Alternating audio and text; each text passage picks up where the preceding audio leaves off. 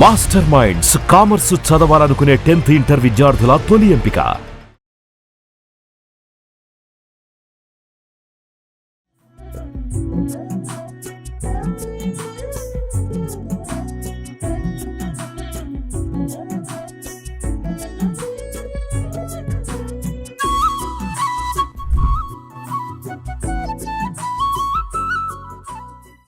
నమస్కారం, నేను మీ జాహ్నవి. వారాహి నవరాత్రులు ఈ ప్రత్యేక కార్యక్రమంలో వారాహి నవరాత్రులు మనం ఇంట్లో చేసుకోవాల్సిన సింపుల్ విధి విధానాల్ని మనకి డీటెయిల్ గా చూపిస్తూ ఎక్స్ప్లెయిన్ చేయడం కోసం అంతా ఉన్నారు ప్రముఖ జ్యోతిష్య వాస్తు పండితులు, జ్యోతిష్య వాస్తు శిక్షణ నిపుణులు, లలిత ఉపాసకులు బ్రహ్మశ్రీ నానాజీ పట్నాయక్ గురువు గారు. మాట్లాడేద్దాం. నమస్కారం గురువు గారు. శ్రీమాత్రే నమః. అయితే వారాహి అమ్మవారి నవరాత్రుల గురించి చాలా మందికి చాలా రకాల సందేహాలు ఉన్నాయి. అయితే అమ్మవారి నవరాత్రులు అందరూ చేసుకోవచ్చా? ఎవరెవరు చేసుకోవాలి, ఎవరెవరు చేయకూడదు? ఒకవేళ చేసుకోవలసిన వాళ్ళు సింపుల్ గా ఎలాంటి అంటే ఎక్కువ స్తోత్రాలు, ఎక్కువ మంత్రాలు ఇవన్నీ లేకుండా సింపుల్ గా చేసుకునే విధి విధానం ఉందా అనేది కూడా చాలా మందికి సందేహం ఉంది. గురుగారు, డీటెయిల్ గా ఎక్స్ప్లెయిన్ చేయండి. తప్పకుండా అమ్మ. ఫస్ట్ పాయింట్ నెంబర్ 1 ఏంటంటే, మీరు ఎవరు చేసుకోవచ్చు, ఎవరు చేసుకోకూడదు అని అన్నారు కదా. వారాహి అమ్మవారు అంటే ఎవరో కాదు, వరాహమూర్తి యొక్క శక్తి. వరాహ స్వామి ఎవరు? విష్ణువు యొక్క శక్తి అంటే ఎవరు? వారాహి. అదే లక్ష్మీదేవి. ఇప్పుడు ఈ అవతారంతో ఉంది కదా అనేది ఎలా ఉంటుందంటే, చేసుకోవచ్చా చేసుకోకూడదు అనే జడ్జిమెంట్ చేయడం ఎలా ఉంటుందంటే, అమ్మ ఉందమ్మ, అమ్మ మిలిటరీలో జాయిన్ అయింది అనుకుందాం. మిలిటరీ డ్రెస్ వేసుకున్నప్పుడు అమ్మ అని పిలవమా మనం? పిలుస్తాం. అమ్మ అమ్మేగా. అమ్మ అమ్మేగా. యుద్ధానికి వెళ్తుంది, మిలిటరీ డ్రెస్ వేసుకున్నా, అమ్మ ఇప్పుడు అమ్మని పిలవకూడదు అంటామా? అమ్మ ఎప్పుడైనా మిలిటరీ డ్రెస్ వేసుకున్నా, పోలీస్ డ్రెస్ వేసుకున్నా, డాక్టర్ డ్రెస్ వేసుకున్నా అమ్మ అమ్మే. సీఎం అయినా పిఎం అయినా అంతే. అలాగే ఆ లక్ష్మీ అమ్మవారు వరాహ అవతారంలో ఉంది ఇక్కడ. వరాహమూర్తి ఆ యొక్క భూమిని, ఎవరైతే ఆ యొక్క హిరణ్యాక్షుడు దాచిపెట్టేసిన భూమిని బయటికి తీసుకొచ్చినప్పుడు ఆ అవతారం ఎత్తాలి అక్కడ. ఎందుకు అంటే, చూడండి మీరు వరాహాలని చూడండి, భూమిని వాసన చూసుకుంటూ తిరుగుతాయి, గమనించండి. ఎందుకంటే దానికి, ఆ అవతారానికి మాత్రం ఆ దానికే భూమిని కనిపెట్టే శక్తి ఉంటుంది. అందుకని మరి ఆ శక్తి ఈ రూపంలో రావాలిగా. అయితే ఇక్కడ ఏంటంటే, ఇది మరి ఎందుకు అందరూ చేయకూడదు అంటారు? ఎందుకు అంటే, శక్తి దేవత ఆరాధన ఎప్పుడు కూడా పూర్వం మన వాళ్ళు ఆ వ్యక్తికి ఓపిక, కామక్రోధాలు జయించిన వ్యక్తిగా ఇచ్చేవారు. లేని పక్షంలో ఏమవుతుందంటే, ఈ వ్యక్తి అనవసరంగా కోపద్వేషాలు కనుక వెళ్ళినట్లయితే అది అతనికి మంచిది కాదు, అతనితో గొడవ పెట్టుకున్న వాళ్ళకి మంచిది కాదు, ఇద్దరికీ నష్టం అని చెప్పని అలా ఓపిక ఉన్న వాళ్ళకి ఇచ్చేవారు. అయితే అది ఎంత గురువుల లెవెల్లో బీజాక్షరాలు చేసే వాళ్ళకి, నార్మల్గా అష్టోత్తరాలు చదువుకోవడానికి పెద్ద ఇబ్బంది ఉండదు, స్తోత్రం చేసుకోవడానికి, నమస్కారం చేసుకోవడానికి. అయితే ఇది 9 రోజులు నిత్య పూజ ఉంటుంది. కానీ మనకి ఆ 9 రోజులు స్పెసిఫిక్గా ఉండే నక్షత్రాన్ని బట్టి కొన్ని నైవేద్యాలది మార్చుకోవడము, కొన్ని పుష్పాలతో చేయడము, ఇట్లాంటివి కొన్ని మార్పులు చేసుకున్నప్పుడు మాత్రం దాని రిజల్ట్ ఇంకొంచెం ఎక్కువగా వస్తుంది. ఎందుకంటే అమ్మవారిని కనుక మీరు చూసినట్లయితే, చేతిలో రోకలి, ఒక చేతిలో రోకలి, ఒక చేతిలో నాగలి ఉంటుంది. అంటే ఏమిటి? మాతృస్వరూపం. సప్త మాతృకల్లో ఒక మాతృక, 5వ మాతృక అమ్మవారు. కాబట్టి ఏంటి, ఈ లలిత అమ్మవారే సప్తమాతృకలుగా అవతారం వచ్చింది. అందులో 5వ మాతృకలుగా వారాహి అమ్మవారు. అంటే ఏంటి? దున్నడము, మరలా దాని దంచి ఆ అన్నాన్ని ఇవ్వడం, అంటే మాతృస్వరూపం అమ్మవారు. అదేవిధంగా భూ వివాదాలు మరియు అనేకమైనటువంటి గొడవలు, ఇంకా చాలా ఉంటాయిలేండి, ఒక్కొక్కటి చెప్తూ ఉంటాను నేను. ఆ రకంగా అన్ని రకాలుగా అమ్మవారు కాపాడుతుంది మనల్ని. ఓకే. అయితే 9 రోజులు మనం జరుపుకుంటూ ఉంటాం కదా. 9 రోజుల్లో ఏ రోజున ఏ విధంగా జరుపుకుంటే అమ్మవారి అనుగ్రహం పొందగలమంటారు? అయితే గురువు గారు, మరి మొదటిగా ఈసారి శనివారం మొదలైంది కదా. శనివారము అంటే ఆ రోజు ఏ విధి విధానాల ప్రకారం మనం అమ్మవారిని పూజించడం వల్ల మనకు అనుగ్రహం కలుగుతుంది, ఎలాంటి అనుగ్రహం కలుగుతుందో కూడా. వారాహి అమ్మవారిని శనివారము పునర్వసు నక్షత్రం వచ్చిన రోజు ఎవరైనా సరే అమ్మవారిని, ఇక్కడ భక్తి ప్రధానం గుర్తుపెట్టుకోండి. మనం ఎంత హడావిడిగా చేసేస్తున్నామా, రకరకాల మంత్రాలు తంత్రాలు చేసేస్తున్నామా? కాదు. భక్తి అంటే ఒక తల్లిని చూసినప్పుడు మనకి ఎటువంటి భావన కలుగుతుంది? అయ్యో అమ్మ అని ఒక ఫీలింగ్ వస్తుంది, చూసారా? ఇప్పుడు తల్లిని ఎవరైనా ఒక చిన్న మాటను మనం తట్టుకోలేం, అంతే కదా. అలాగే అమ్మని అంటావా? అమ్మ ఈక్వల్ టు అమ్మవారు. ఓకే. అలా ఏంటంటే, ఒక అమ్మకి సేవ చేస్తున్నాను అనే భావనతో పూజ చేయాలి ఇప్పుడు కూడా. ఒక పిల్లవాడిని జాగ్రత్తగా చూసుకుంటున్నాను, నా పిల్లవాడు ఇంకొక ముద్ద ఎక్కువ తింటే బాగుంటుందో అనేటువంటి భావనతో పూజ చేయాలి. అయితే ప్రేక్షకులకి ఇక్కడ ఒక విషయాన్ని చెప్తున్నాను, చొక్కా వేసుకోకూడదు, షూటింగ్ కాబట్టి వేసుకున్నాను. పంచి కట్టుకోండి ఖచ్చితంగా, పై వస్త్రం వేసుకోండి. కాబట్టి ఇది పర్పస్ కాబట్టి ఇక్కడ వేసుకున్నాం అంతే. రైట్. అయితే ఇక్కడ శనివారం రోజు ఎవరికైనా కానీ అమ్మవారి వారాహి మూర్తిని కనుక చేస్తే ఏమవుతుందంటే మొట్టమొదటిగా దారిద్ర నాశనము. గుర్తుపెట్టుకోండి, శనివారం జాబ్స్ రావట్లేదు, శనివారం వారాహి అమ్మవారి స్తోత్ర పఠనం కనుక చేసినట్లయితే జాబ్స్ రావడం, జాబ్స్లో ఇంప్రూవ్మెంట్స్ కలగడం కూడా జరుగుతుంది. అయితే ఈ వారాహి పటమే పెట్టి చేసుకోవాలా, లేకపోతే లలితా అమ్మవారి పటం కూడా పెట్టుకోవచ్చు అంటే పెట్టుకోవచ్చు. అయితే మనకి ఇక్కడ ఈ రోజు మనకి వైట్ కలర్ దొరకలేదు కాబట్టి బ్లూ కలర్ పెట్టుకున్నాం. ఇవాళ పొద్దున్నే మనం వెళ్ళి అప్పటికప్పుడు బ్లూ తెచ్చుకున్నాం, సరేలే వీడియోలో చెప్దాంలే అని. బట్ శ్వేత వారాహి పెట్టుకుంటే మంచిది. ఒక్కొక్క రోజు ఒక్కొక్క పటం మార్చాలా గురువు? అక్కర్లేదు, ఫస్ట్ డే ఏదైతే పెట్టామో ఆఖరి వరకు అది అక్కడే ఉంటుంది, దాని కథపరు గుర్తుపెట్టుకోండి. సో శ్వేతవారాహి పెట్టుకుంటే చాలా మంచిది. అదే విధంగా నైవేద్యం కూడా ఫస్ట్ డే శనివారం రోజు పెట్టేటువంటి నైవేద్యం ఎప్పుడైనా గుర్తుపెట్టుకోండి, గూడాన్నము అంటే బెల్లముతో తయారు చేసిన అన్నాన్ని నైవేద్యంగా పెట్టాలి.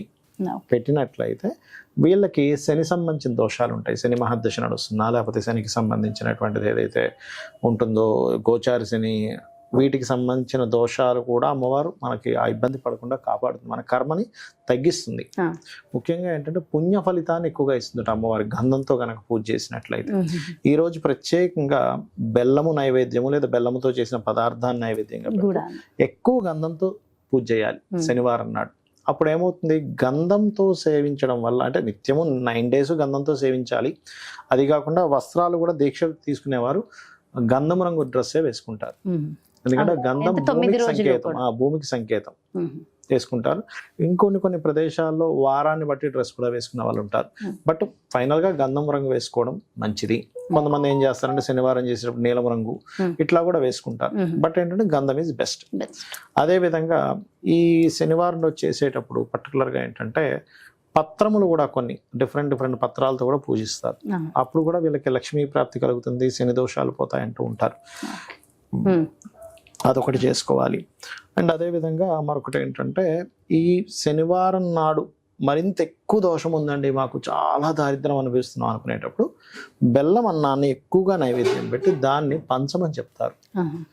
పంచినట్లయితే కూడా వీళ్ళకి శని సంబంధించిన దోషాలు పోతాయి. అలాగే ఈ పూజతో పాటు శనివారం నాడు శని కుజ కేతు గ్రహాల దగ్గర దీపారాధన చేసి వాటికి సంబంధించిన స్తోత్రం చేసుకుంటే కూడా చాలా మంచిది, అమ్మవారి. అదే విధంగా శని ఎవరికి కారకుడు, ఈ పేదవాళ్ళకి, ఈ చిన్న వర్క్స్ చేసుకునే వాళ్ళకి, బీదులకి, అడుక్కునే భిక్షాటం చేసుకునే వాళ్ళకి వీలైనంత మటుకు అన్నదానంగా అవన్నీ చేస్తే ఇంకా తొందరగా వీళ్ళకి క్లియర్ అవుతుంది. అంటే ఒక రోజు ఒక పూజ మనం చేస్తున్నామంటే దానికి సంబంధించినటువంటివన్నీ కూడా పాటించాలి. అలాగే ఈ శనివారం నాడు గో సేవలో బెల్లము అరటికాయలు గోవు తినిపించాలి. పునర్వసు నక్షత్రం ఏర్పడింది కాబట్టి ఇక్కడ ఎలా అంటే మనకు చూడండి, ఇప్పుడు పుష్యమి నక్షత్రం రోజు ఆదివారం వస్తే రవి పుష్య యోగము అంటాం. అట్లాగే పునర్వసు నక్షత్రం శనివారం వస్తే కూడా కొంతవరకు ధర్మకర్మాది యోగము, గురుకర్మ యోగం ఏర్పడుతుంది. అలాంటప్పుడు ఏంటి ప్రత్యేక చేస్తే మంచిది. ఇంకోటి శనివారం పూజ చేసేటప్పుడు ధూపం ఎక్కువగా వేస్తారు అమ్మవారికి. ఇంట్లో ఏదైనా నెగటివ్ ఎనర్జీ ఉంటే శనివారం వారాహి అమ్మవారిని పూజించడం వల్ల ఏమిటి ప్రధానంగా వచ్చే ఫలితం అంటే ఇంట్లో నెగటివ్ ఎనర్జీ ఎక్కువగా ఉంది, చాలా నెగటివ్ ఎనర్జీ ఉందండి, ఖచ్చితంగా అది క్లియర్ అవుతుంది. రోగాలు ఉంటాయి, రోగ నాశనం జరుగుతుంది శనివారం పూజ చేయడం వల్ల. అంటే ఏమిటి, మీరు సంకల్పం ప్రత్యేకంగా శనివారం ఈ ప్రాబ్లమ్స్లో ఎక్కువ ఇబ్బంది పడుతున్నామండి, అనారోగ్యము, జాబ్ రిలేటెడ్ సంబంధించిన, అదేవిధంగా అన్ని పనులు లేట్ అవుతున్నాయి అనుకుంటున్నా, ఇట్లాంటి వాటికి వృత్తి సంబంధించిన ఇబ్బందులు ఇవన్నీ కూడా సాల్వ్ అవుతాయి. అందుకే నేను దానికి సంబంధించిన దానం, దానికి సంబంధించినటువంటి నైవేద్యం పదార్థం చేయడం అనేటువంటిది ఇంకా మంచి ఫలితాలను ఇస్తుంది. అలాగే గురువు గారు, వారాహి నవరాత్రులు అంటే ఖచ్చితంగా 9 రోజులు దీక్ష తీసుకోవాల్సిందేనా, ఒక్కొక్కరు ఒక్క రోజు చేసుకుంటామండి అని అలా కూడా చేసుకోవచ్చు? అంటే ఒకటమ్మా, ఇక్కడ 9 రోజులు చేస్తే ఇంకా మంచిది. ఇప్పుడు మీకు ఏదో ఒక ఆఫర్ వచ్చింది, రోజుకి ₹1,00,000 శాలరీ అని, 9 రోజులు వెళ్ళాలా, ఒక రోజు వెళ్ళాలా అంటారా?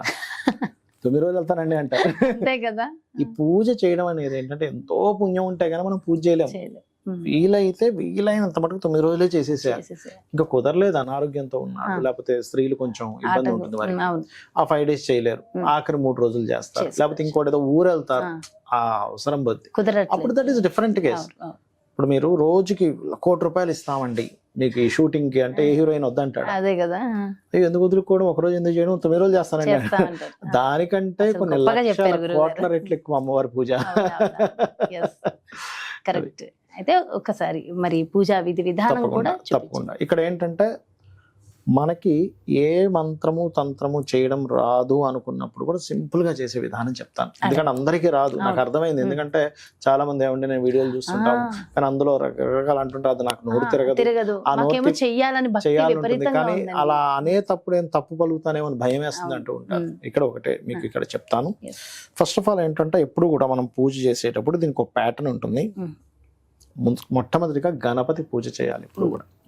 ఇప్పుడు సహజంగా అయితే శుక్లాంబరధరం విష్ణు అనేటువంటి చదువుతాం, లేదా గణానాం త్వా గణపతి కుంభమామసే అని చదువుతాం. అది రాదు ఉదాహరణకి. అలాంటప్పుడు ఏం చేయాలంటే చక్కగా అక్షింతలు తీసుకొని మొట్టమొదటిగా ఒక చిన్న పసుపు గణపతిని చేసుకొని కూడా చేయొచ్చు. లేకపోతే గణపతి పటం ఉన్నట్లయితే అక్కడ మీరు ఏమీ కంగారు పడక్కర్లేదు. అంటే నాకు గణపతి మంత్రం రాదు కదా, శుక్లాంబరధరం కూడా రాదు కదా అని టెన్షన్ పడక్కర్లేదు. మీరు మనస్ఫూర్తిగా 2 అక్షింతలు తీసుకొని ఓం మహాగణాధిపతయే నమః అని ఇట్లా వేస్తున్నా సరిపోతుంది గణపతి దగ్గర. చాలు. ఓం మహాగణాధిపతయే చేసుకోండి, ఫస్ట్ చేసుకోండి. ఒక చిన్న ముద్దలాగా, అంటే అది గణపతి అని మనం ఫీల్ అయితే చాలు. గణపతి షేపు, ముఖం రాలేదు, దానికి చెవులు ముక్కు అన్ని ఉండాలని రూల్ ఏమి లేదు. ఇది మొట్టమొదటిగా మీరు అర్థం చేసుకోండి. నాకైతే ఇలా గణపతి, మీరు సామాన్య ప్రజలు అనుకోండి కదా, అంతే కదా, మీకు గణపతి మంత్రం కూడా రాదు. ఓం మహాగణాధిపతయ నమః అనుకుంటే ఒక 11 సార్లు ఇక్కడ ఏం సరిపోతుంది. ఓం మహాగణాధిపతయ నమః, ఓం మహాగణాధిపతయ నమః, ఓం మహాగణాధిపతయ నమః. మనసుని పెట్టి మనసుతో చేయాలి. ఇక్కడ ఏంటంటే మనసు పెట్టడం చాలా ముఖ్యం అండి. ఎప్పుడైనా సరే ఏది పూజ అయినా చేసేటప్పుడు మనసు ప్రధానము, భక్తి ప్రధానము. భక్తి మనసు లేకుండా మీరు ఎన్ని మంత్రాలు చదివినా కూడా అది ఫలించదు, గుర్తుపెట్టుకోండి. సో గణపతి పూజ అయిపోయింది. ఇప్పుడు దాని తర్వాత చేయవలసింది ఏమిటి అంటే గణపతికి మనం మొక్కుకోవాలి. ఇలా దీక్ష చేస్తున్నానా చెప్తాను నేను, చెప్తాను. దాని తర్వాత దీపపు కుందికి దీపం వెలిగించి దీపానికి కుంకుమ అద్దండి, దీపం వెలిగించండి.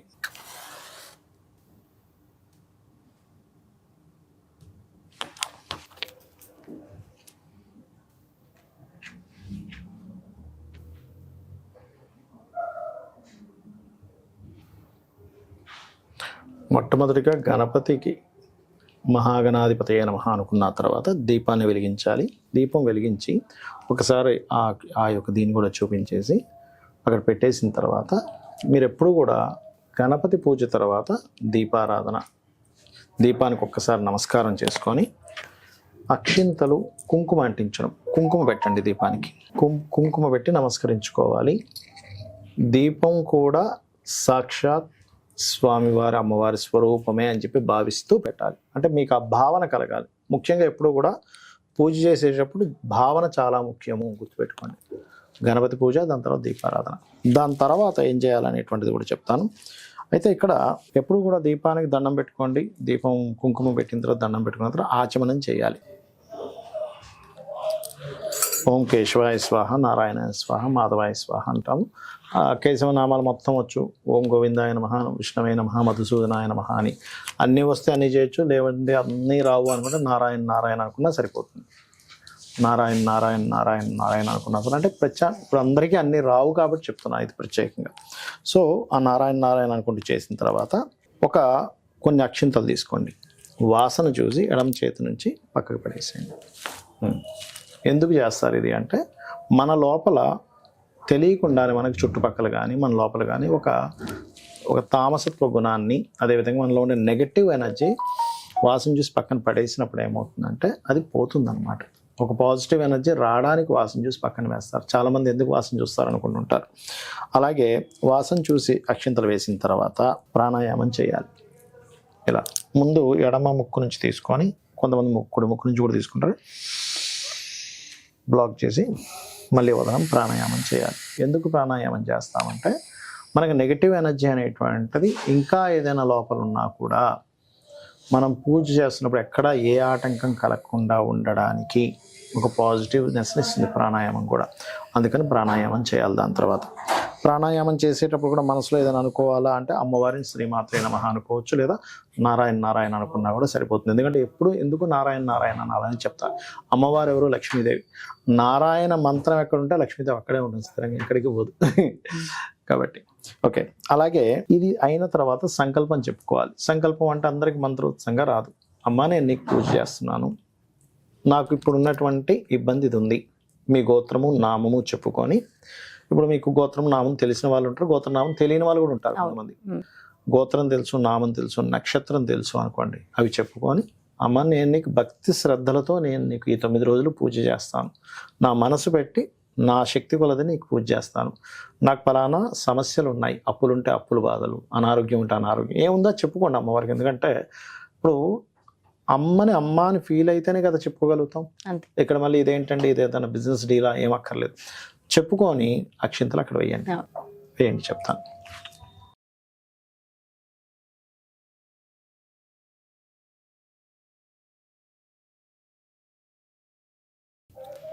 దీని తర్వాత గంటానాదం తీసుకోండి. ఎప్పుడు కూడా అందరికీ చెప్పేది ఒకటే, గంటను ఎప్పుడు విడిగా అలా పెట్టకూడదు, కిందన ఒక ఆకైనా లేకపోతే ఒక పల్లెల్లో కానీ గంటను పెట్టాలి, గుర్తుపెట్టుకోండి. గంటను వాయిస్ కూడా మంత్రం ఉంటుంది. కాబట్టి ఇక్కడ మనకి ఏంటంటే అంతా కూడా మనకి మంత్రం రాని వాళ్ళ కోసం ప్రత్యేకంగా చేసే విధానం చూపిస్తున్నాం. అందుకని ఏంటి, వారాహిదేవి నమః అనుకుంటూ గంట వాయించవచ్చు, తప్పులేదు. ఒకవేళ ఎవరికైనా కలశంతో చేసుకోవాలని ఉంది, వాళ్ళ కలశం పెట్టుకోవచ్చు. వాళ్ళకి ఆనవాయితీ ఉంటేనే కలశం పెట్టుకోవాలి. 9 రోజులకి ఆ కలశం అట్లాగే పెట్టుకోవచ్చు. కానీ ఆనవాయితీ ఉండాలి. ఆనవాయితీ ఉంటేనే. లేదు మా వాళ్ళకి పెట్టాల్సిన అవసరం లేదు అనుకుంటే పటం పెట్టుకోవచ్చు. కొంతమంది విగ్రహం కూడా పెట్టుకుంటారు, విగ్రహం పెట్టుకొని అభిషేకం చేస్తారు. కాకపోతే విగ్రహం పెట్టుకున్నప్పుడు మహా నైవేద్యం పెట్టాల్సిన అవసరం ఉంటుంది. విగ్రహం ఉన్నప్పుడు మరింత జాగ్రత్తగా చేయాలి. కాకపోతే పటం పెట్టుకుంటే సింపుల్ చేసుకోవచ్చు హ్యాపీగా. సో ఇప్పుడు ఈ ఘంటానాదం అయిపోయింది. అండ్ అదేవిధంగా కలశం ఉంటే కలశం పెట్టుకోవచ్చు. ఇప్పుడు ఇంకొకసారి అంటే శాస్త్రోక్తంగా గణపతి పూజ చేస్తారు మళ్ళీ ఒకసారి గణపతిని. అలా లేదు ఒక్కసారి మళ్ళీ మహాగణాధిపతి నమః అనుకుని అక్షింతలు వేసుకోవచ్చు. ఆ గణపతి దగ్గర వేసినటువంటి అక్షింతలను తీసి తల మీద చల్లుకోండి. అంటే మీకు గణపతి పూజ ఎందుకు చేస్తామంటే ఈ పూజలో ఎక్కడా కూడా మనకి ఆటంకం కలగకుండా స్వామివారిని చూడమని చెప్పి మనసులో అనుకోవాలి. అంటే ఈ మంత్రం యొక్క అర్థాలు అవన్నీ కూడా నేను మీకు ఏంటంటే మంత్రం మొత్తం కాకుండా మనకు అర్థమయ్యే భాషలో స్వామి నేను ఈ వారాహి అమ్మవారి యొక్క పూజ చేస్తున్నాను కాబట్టి ఈ పూజలో ఎటువంటి ఆటంకం కలగకుండా నువ్వే చూసుకోవాలి, నువ్వే దిక్కు అనుకొని అక్షింతల పైన వేసుకోవాలి. ఓకే. దాని తర్వాత అంటే ప్రాణ ప్రతిష్ఠ అంటారు. ఇప్పుడు సహజంగా ప్రాణ ప్రతిష్ఠకి మంత్రం అది చేస్తారు. ఇప్పుడు అలా లేదు అనుకోండి, మీరు ఏం చేయాలంటే అమ్మ వారాహి తల్లి నాకు ఆ మంత్రాలు తంత్రాలు ఏమి తెలియవు కాబట్టి నువ్వు ఇక్కడికి వచ్చి ఉంటున్నావు అని భావిస్తున్నాను అని మనస్ఫూర్తిగా అనుకొని వెయ్యండి. అంటే ఏమిటంటే మీ భావన ముఖ్యం ఇక్కడ. అందరికీ అన్ని రాదు కదా, అందుకని వాళ్ళ కోసం చెప్తున్నాను అనమాట ఇదంతా కూడా. ఒకవేళ ఇప్పుడు ఫస్ట్ డే ప్రాణప్రతిష్ఠ చేసాం, ప్రతిరోజు ఇది అక్కర్లేదు, మళ్ళీ నెక్స్ట్ డే అక్కడ అమ్మవారు ఉన్నట్టుగా భావిస్తూ మనం స్టార్ట్ చేసుకోవచ్చు ప్రాణప్రతిష్ఠ చేసినట్టుగా, అంటే ఆల్రెడీ ఉంది కదా అని. అదేవిధంగా మరొక విషయం ఏంటంటే ఆవాహనం. అంటే ఇప్పుడు చూడండి మన ఇంటికి ఒక అతిథి వస్తాడు, రాండి రాండి అని చెప్పి పిలుస్తాం కదా, అలాగే అమ్మవారిని పిలిచినట్టుగా ఒక ఆవాహనం పిలిచి ఒక కుర్చీ వేస్తాం కదా, అలా అక్షింతలు చల్లాలి. ఆవాహనం స్వామి అమ్మ నేను నీకు ఆవాహనం పలుకుతున్నాను అనుకొని చేయొచ్చు. ఓకే. అదేవిధంగా ఆవాహనం తర్వాత కనుక చూసుకున్నట్లయితే ఆసనం అంటే ఒక సీట్ వేస్తాం, లోపలికి పిలిచాము. ఇప్పుడు అమ్మ లోపలికి రా అమ్మ, మా ఇంట్లోకి వచ్చావు తల్లి, నీకు నమస్కారం, మా ఇంట్లోకి వచ్చిన నీకు నమస్కారం, ఇక్కడ కూర్చో తల్లి అని అనుకొని అక్షింతలు వేస్తున్నాం మళ్ళీ. అంటే మీ భావన ముఖ్యం.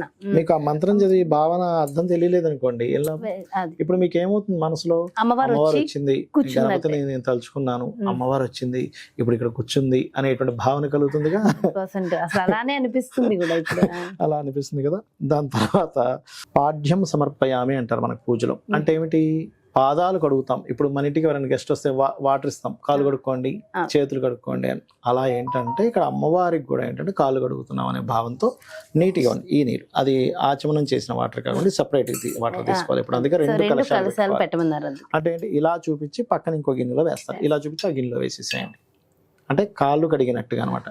కాళ్ళు కడుగుతున్నాను తల్లి, నీ యొక్క పాదాలు కడుగుతున్నాను తల్లి, నీ యొక్క చేతులు కడుగుతున్నాను అనుకొని చేతుల దగ్గర చూపించి అలా వేసేసేయండి. అంటే ఏమిటి, మీరు మనసులో ఫీల్ అవ్వాలి అమ్మవారు మీ ఇంటికి వచ్చినట్టు, మీరు పాదాలు కడిగినట్టు, మీరు చేతులు కడిగినట్టు అనమాట. ఫీలింగ్ ఈజ్ మోస్ట్ ఇంపార్టెంట్ ఎప్పుడు కూడా. అప్పుడు ఏమవుతుందంటే మీకు అటాచ్ అవుతారు అమ్మవారితో, కనెక్ట్ అవుతుంటారు అనమాట ఈ రకంగా. ఓకే, అదేవిధంగా స్నానం కూడా చేయించినట్టుగా, స్నానం చేయించినట్టుగా. దాని తర్వాత మనం ఏం చేస్తాం, వస్త్రం ఇస్తాం. ఇంటికి వచ్చిన వ్యక్తి కాళ్ళు చేతులు కడుక్కున్నాడు, లేకపోతే స్నానం చేసిన ఈ వస్త్రాలు కట్టుకున్నాడు, అలా వస్త్రం ఇస్తున్నాం అమ్మవారికి. అంటే మన ఇంటికి వచ్చిన అమ్మవారికి ఇవన్నీ చేస్తున్నాం, ఒక గెస్ట్ లాగా వచ్చిందని ఫీల్ అయ్యి. ఇవన్నీ ఉన్నాయి, తెచ్చుకుని పెట్టుకుని సమర్పించవచ్చు. లేకపోతే అక్షింతలు కానీ దూదితో చేసినటువంటి దూదిని కూడా సమర్పిస్తారు వస్త్రము అని. వస్త్రం సమర్పయామి అంటే వస్త్రం నేను నీకు సమర్పిస్తున్నాను తల్లి, నీకు బట్టలు ఇస్తున్నాను అమ్మా, నీకు వస్త్రం ఇస్తున్నాను మనస్ఫూర్తిగా ఫీల్ అయ్యి ఇవ్వాలి. అంటే మీ మనసు దానికి కనెక్ట్ అవ్వాలి అలాగా. ఓకే, అదేవిధంగా ప్రతిదీ ఇచ్చేటప్పుడు ఏం చేయాలంటే ఒకసారి నీళ్ళు చూపించి వదులుతుండాలి, గుర్తుపెట్టుకోండి. వస్త్రం ఇచ్చాము, ఒకసారి నీళ్ళు చూపించి వదులుతుండాలి. అంటే మనం చూడండి, ఏదైనా చేసినప్పుడు ఒకసారి చేతుల్లో తుడుచుకుంటాం, అంటే మనం ఎప్పటికప్పుడు శుద్ధి చేసుకుంటున్నాం అనమాట, నీళ్ళు చూపించి వదలడం అనేటువంటిది. యజ్ఞోపవీతము అంటారు, అంటే యజ్ఞోపవీతాన్ని కూడా ఇస్తారు అమ్మవారికి. యజ్ఞోపవీతం అని దూదితో ఇస్తాం, మళ్ళీ దూదిని ఇవ్వడమే, లేదా యజ్ఞోపవీతాన్ని ఇవ్వచ్చు, తప్పులేదు. ఓకే, సో ఒక దూదని లేదా అక్షింతనైనా ఇవ్వచ్చు మీరు యజ్ఞోపవీతం అనే భావనతో. దూది లేదు కాబట్టి అక్షింతలు కూడా చేయొచ్చు, కానీ దూది తీసుకుంటే మంచిది. ఇప్పుడు ఏం చేయాలంటే నెక్స్ట్ గంధము తీసుకోండి, ఎందుకంటే అమ్మవారికి ప్రత్యేకంగా గంధంతో చేయాలి పూజ. పొడి గంధం అయితే మంచిది. 108 సార్లు మీకు వారాహి అమ్మవారి అష్టోత్తరాలు చదవడం వస్తే అష్టోత్తరాలతో గంధం వేస్తూ ఉంటారు, వారాహి అమ్మవారి అష్టోత్తరాలతో. లేదంటే ఓం వారాహిదేవి అయి నమః, ఓం వారాహిదేవి అయి నమః. ఎందుకంటే మనం ఈ వీడియో ప్రత్యేకంగా మంత్రం రాని వాళ్ళ ఎవరి కోసమైనా చేసుకోవచ్చు. అలా వారాహిదేవి అయి నమః, వారాహిదేవి అయి నమః, వారాహిదేవి అయి నమః. గంధము తర్వాత ఈ గంధం చేయడం వల్ల ఏమొస్తుంది ఫలితము అంటే పాపము తొలగుతుంది అని చెప్పింది శాస్త్రం. అంటే మనం చేసినటువంటి తెలుసో తెలియక ఎన్నో పాపాలు చేస్తూ ఉంటాం, పాపము తొలగితే గానీ మనం ఇప్పుడు చేసే పుణ్యం యొక్క ఫలితం రాదు. గంధం పూజ అయిపోయింది, దాని తర్వాత పుష్పం తీసుకోవాలి. పుష్పాలు తీసుకొని అష్టోత్తరం వస్తే పుష్పాలు, లేదా ఓం వారాహిదేవి నమః అనుకుంటే పుష్పాలతో పూజ చేయాలి. ఓకే, ఈ రకంగా పుష్పాలతో అయిపోయిన తర్వాత ఇప్పుడు కుంకుమ తీసుకొని మొట్టమొదటి వారాహి అమ్మవారి పాదాల దగ్గర బొట్టు పెట్టి పాదాలకు పూజ చేస్తున్నాం అనుకోండి. దాని తర్వాత కాళ్ళ దగ్గర బొట్టు పెట్టి కాళ్ళకి పూజ చేస్తున్నాము. దాని తర్వాత మోకాళ్ళ దగ్గర బొట్టు పెట్టి మోకాళ్ళకి పూజ చేస్తున్నాం, మోకాళ్ళ దగ్గర పెట్టండి పర్లేదు. దాని తర్వాత ఈ ఉదర భాగం, కాళ్ళు ఫస్ట్ పాదాల నుంచి రావాలి, పాదాల నుంచి పై వరకు వెళ్తున్నాం అన్నమాట ఈ పూజలో. అమ్మ నీ పాదాలకి నమస్కరిస్తున్నాను అనుకొని పాదాల దగ్గర పెట్టచ్చు. అమ్మ నీ కాళ్ళకి నమస్కరిస్తున్నాను బొట్టు పెట్టి నమస్కరించుకోవచ్చు, లేదా మామూలుగా చేయొచ్చు. అదేవిధంగా అమ్మ నీ ఉదర భాగానికి, నీ యొక్క హార్ట్ భాగానికి, నీ యొక్క భుజాలకి, నీ యొక్క చేతులకి నమస్కరిస్తున్నాను. అదేవిధంగా నీ యొక్క కంఠానికి కూడా పూజ చేయాలి చెప్తారు శాస్త్రం. అదేవిధంగా శంకు చక్రములకి, నీ యొక్క శిరస్సు భాగానికి, నీ యొక్క కిరీటమునకు, నీ యొక్క చంద్రుడికి అర్ధచంద్రాకారం. ఇవన్నీ ఎందుకు ఏంటి అంటే మీరు పాదం నుంచి ఎప్పుడైతే శిరస్సు వరకు పూజ చేస్తారో, ఇవన్నీ జ్యోతిష్ శాస్త్రంలో 12 రాసులుగా 12 భాగాలుగా విడిపోతుంది. పాదాలకు పూజ చేశారు, మీకు అనవసరమైన ఖర్చులు ఏవైతే ఉంటాయో వాటిని తగ్గిస్తుంది అమ్మవారు. కాళ్ళ భాగానికి పూజ చేశారు, కుంకుమ పెట్టారు, మీ కోరిక నెరవేరుతుంది. మోకాళ్ళ భాగానికి పూజ చేశారు, మీకు జాబ్ సంబంధించిన ప్రాబ్లమ్స్ తగ్గుతాయి. మీరు ఉదర భాగానికి పూజ చేశారు, అప్పుల బాధలు తగ్గుతాయి. అదేవిధంగా మీరు భుజ భాగానికి పూజ చేశారు, అనవసరమైనటువంటి భయాలు పోతాయి. వక్షస్థలానికి పూజ చేశారు, మానసిక రుగ్మతలు పోతాయి. అదేవిధంగా శంకు చక్రాలకు పూజ చేశారు, మీకు ఉండేటువంటి శత్రుబాధ పోతుంది, దేనైనా పోరాడే తత్వం వస్తుంది. మీ శిరస్సు భాగానికి పూజ చేశారు కుంకుమ పెట్టి, మీకు కిరీట భాగాన్ని చేశారు, పేరు ప్రఖ్యాతలు వస్తాయి. చెవులకు చేశారు, చెవులకు కూడా కుంకుమ పెడతారు. అంటే దారిద్ర నాశనము చెవులకు పూజ చేసినప్పుడు. అదే విధంగా మీరు ఏదైతే ఇప్పుడు కొన్ని చెడు వార్తలు వినడం అనేటువంటి తగ్గిపోతుంది. ఈ రకంగా దాని యొక్క ఫలితం ఇస్తుంది అనమాట. వారాహి స్తుతి లేదా అష్టోత్తరాలు చేసుకునే వాళ్ళు అష్టోత్తరం చేసుకోవచ్చు, వస్తే కనుక. లేదంటే ఓం వారాహిదేవి నమః అనుకుంటూ చేసుకోవచ్చు. దాని తర్వాత ధూపము, ధూపం చాలా ప్రీతి అమ్మవారికి. ధూపాన్ని చూపించండి. ధూపాన్ని చూపిస్తున్నాను అంటే ఇక్కడ మీరు ఎలా ఫీల్ అవ్వాలంటే సాక్షాత్ అమ్మవారు ఆ ధూపాన్ని అందుకుంటుంది అని ఫీల్ అవుతూ చేయండి. ఎప్పుడైనా గుర్తుపెట్టుకోండి, ఏదో తిప్పేసాం ఏదో ధూపం ఇస్తున్నాం అని కాదు. సాక్షాత్ అక్కడ అమ్మవారు ఉంది, మీరు స్థాపితం చేశారు, అమ్మవారిని అక్కడ ఆవాహనం చేశారు, అక్కడ ఉంది అమ్మవారు, గుర్తుపెట్టుకోండి. కాబట్టి అమ్మవారు ఉంది కాబట్టి అమ్మవారికి పూజిస్తున్నాము అనేటువంటి, ధూపాన్ని ఇస్తున్నాము అనేటువంటి దాంతో చేయాలి. దాని తర్వాత దీపాన్ని చూపించండి. దీపాన్ని ఒకసారి ఇలా చూపించండి. అమ్మా నీకు దీపాన్ని చూపిస్తున్నాను అనేటువంటి భావన ముఖ్యమండి ఇక్కడ. ఎప్పుడైనా సరే దీపాన్ని చూపించండి. అదేవిధంగా నైవేద్యం, నైవేద్యం ఏ నైవేద్యం ఉంటే అది, అదేవిధంగా నైవేద్యం చేయలేని అరటిపళ్ళు, ద్రాక్ష పండు ఏదైనా పెట్టచ్చు. కాకపోతే ప్రత్యేకంగా మీ కోరిక ఏదైనా ఉంది, సంకల్పం ఉంది, అప్పుడు దానికి తగ్గట్టుగా నైవేద్యాలు మనం ఒక్కొక్క రోజు చెప్తున్నాం. ఒకవేళ చేసుకోవాలి శనివారం అనుకున్న వాళ్ళకి, శనివారం అనుకునేటువంటి వారికి శనివారం అనుకోండి గూడాన్నం, ఆదివారము రవ్వ కేసరితో అట్లా, సోమవారము చక్కెర పొంగలి అట్లా చేసుకోవచ్చు. లేదా పాయసాన్నము చెప్తాను నేను. ఒక్కొక్క రోజుకి మనం చేస్తుంటాం కాబట్టి ఒక్కొక్క రోజుకి ఒక్కొక్కటి. సో ఇప్పుడు నైవేద్యం ఎప్పుడు కూడా అరటిపళ్ళు ఇలా ఉంటాయి కదా, ఈ అరటిపండు ఒలవాలి ఎప్పుడు కూడా. మనం చాలా మంది ఏం చేస్తారు, అలా పెట్టేస్తారు. అలా ఒలిచి దీనికి నీరుని ఇలా చూపించి, మంత్రం రాదు, ఓం ప్రాణాయ స్వాహ, ఉదాయ స్వాహ, సమానాయ స్వాహ, అదేమి రాదు అనుకోండి, ఉదాహరణకి మీరు ఇలా చూపించవచ్చు. అమ్మ నీకు ఇస్తున్నాను, మనస్ఫూర్తిగా ఇస్తున్నాననే భావనతో చేయండి, మీకు మంత్రం రాకపోయినా కూడా. అదేవిధంగా నైవేద్యం తర్వాత చూసుకున్నట్లయితే తాంబూలం, ఒక ఆకు ఒక్క తీసుకొని తాంబూలాన్ని పెట్టాలి. ఆకు ఒక్క పువ్వులు కాయిన్ పెట్టాలి. ఆకు ఒక్క పువ్వులు, ఒక అరటిపండు కూడా పెడతారు, అవి అక్కడ పెట్టండి. అక్కడ సమర్పిస్తున్నాం అంటే మీరు తాంబూల సమర్పయామి అనుకోవచ్చు. తాంబూల సమర్పయామి అని మనస్ఫూర్తిగా. ఇక్కడ ఏంటంటే ఒకటే గుర్తుపెట్టుకోండి, మన మనస్సుని అక్కడ ఉంచాలి. ఉంచుతూ తాంబూల సమర్పయామి, అమ్మానికి తాంబూలం ఇస్తున్నాను తీసుకో అంటే అక్కడ అమ్మ ఉంది అనేటువంటి భావంతో చేయండి. దాని తర్వాత తాంబూలం ఇచ్చిన తర్వాత మీరు కర్పూరం, హారతి ఇవ్వండి. గంట వాయించండి, ఇట్లా తిప్పండి, పర్లేదు.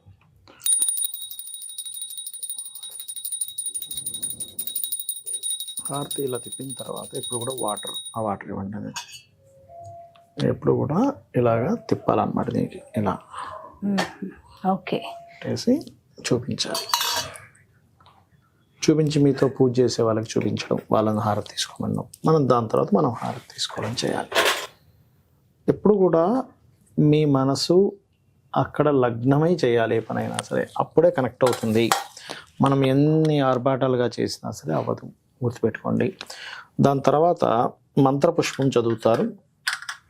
అండ్ అక్షింతలు అంటే పుష్పాలు, కొన్ని అక్షింతలు తీసుకొని ఆత్మ ప్రదక్షిణం చేసుకున్నట్టుగా చేసుకొని, ఆత్మ ప్రదక్షిణం అంటే ప్రదక్షిణం చేసినట్టుగా చేసి అమ్మవారి దగ్గర వదిలేసి నమస్కరించుకోవడమే. ఇది లేదు అంటే లేచి నుంచునే ప్రదక్షిణ చేసుకోవచ్చు, ఆత్మ ప్రదక్షిణం చేసుకోవచ్చు, అలాగైనా చేసుకోవచ్చు. సాష్టాంగ నమస్కారం చేసుకోవాలి. స్త్రీలైతేనేమో సాష్టాంగం చేయాల్సిన పని లేదు, పురుషులైతే కంప్లీట్ సాష్టాంగ నమస్కారం చేసుకోవాలి. ఎప్పుడైనా సరే చేసుకొని క్షమాపణ, అమ్మ నా వల్ల ఏదైనా తప్పు జరిగితే క్షమించు అని చెప్పి అనుకుంటే సరిపోతుంది. పూజలో నాకు ఏదైనా తెలియకో ఏదైనా తప్పు జరిగింది క్షమించు. అప్పుడు ఏమవుతుందంటే మీరు చేసిన పూజలో ఎక్కడైనా మీకు తెలియకుండా ఏదైనా ఫాల్ట్ జరిగింది, అమ్మ క్షమిస్తుంది. ఇది పూజా విధానం. కొబ్బరికాయ ఎప్పుడు కొట్టాలి? కొబ్బరికాయ కొంతమంది కొట్టకూడదు అంటారు, కొట్టొచ్చు అంటారు. కాకపోతే మీరు ప్రేమతో కొట్టవచ్చు, కాకపోతే స్త్రీలు కొట్టకూడదు, పురుషులు కొట్టచ్చు. కాబట్టి ఒకవేళ కొట్టకపోయినా పర్వాలేదు. ఎంత సింపుల్ గా అంటే అసలు సామాన్యులు సైతం అసలు ఏమీ రాదమ్మా నాకు అనుకున్న వాళ్ళు కూడా ఎంత సింపుల్ గా చేసుకోవచ్చు. అంటే ఇన్ని రోజులు పూజలు ఏదో చేసేస్తున్నారు కానీ అంటే నిజంగా చాలా మంది అంటే ఇప్పుడు అందరికీ మంత్రం రాదు కదా. అవునవును, ప్రతి దానికి ఒక మంత్రం చదవాలి, ప్రతిదీ కూడా రాదు. కానీ హార్ట్ లో ఏముంటుంది, ఆ పని చేయాలి, ఫీల్ ఉంటుంది. ఫీల్ ఉన్న వ్యక్తి ఇలా చేసుకోవచ్చు. అవును. సో అర్థం చెప్తూ సింపుల్ గా విధి విధానాలు చాలా చాలా అద్భుతంగా ఎక్స్ప్లెయిన్ చేశారు గురువుగారు, ప్రతి ఒక్కరికి డీటెయిల్ గా.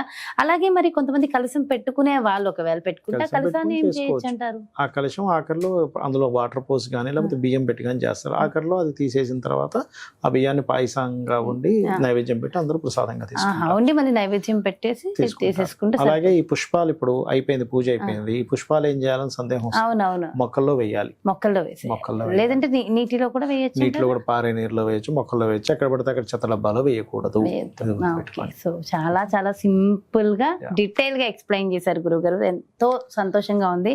Thank you so much Guruji. నమస్తే. శ్రీమాత్రే నమః. సో ఇదండి మరి వారాహి నవరాత్రులు ప్రత్యేక కార్యక్రమంలో మరి మొదటి రోజు శనివారం నాడు ప్రతి ఒక్కళ్ళు కూడా ఆచరించవలసిన విధి విధానాలు చాలా డీటెయిల్డ్ గా ఎక్స్ప్లెయిన్ చేశారు కదా గురుగారు. రేపు రెండవ రోజు ప్రత్యేకమైన కార్యక్రమంతో మళ్ళీ మీ ముందుకు వచ్చేస్తాను. నమస్కారం.